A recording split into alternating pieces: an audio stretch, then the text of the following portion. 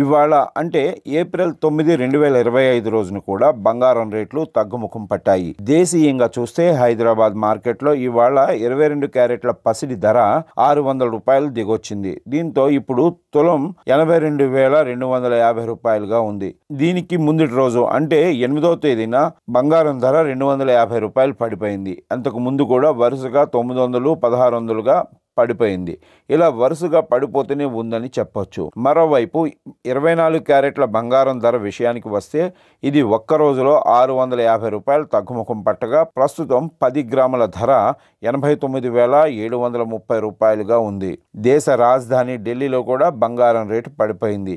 హైదరాబాద్ నగరంతో పోలిస్తే ఇక్కడ బంగారం ధరలు కాస్త ఎక్కువగా ఉంటాయి. స్థానిక పన్ను రేట్లతో పాటు ఇతర అంశాలు దీనికి దోహదం చేస్తాయి. ఇక్కడ తాజాగా ₹600 తగ్గిన 22 క్యారెట్ల బంగారం ధర తులానికి 82,400 వద్ద ఉంది. 24 క్యారెట్ల బంగారం రేటు చూస్తే 10 గ్రాములు 89,880 ఉంది.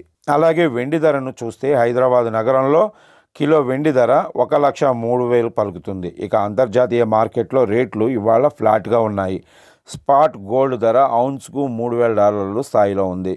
స్పాట్ సిల్వర్ ధర $28.85 దగ్గర ఉంది. మరోవైపు డాలర్తో పోలిస్తే రూపాయి మారకం విలువ ₹86.46గా ఉంది.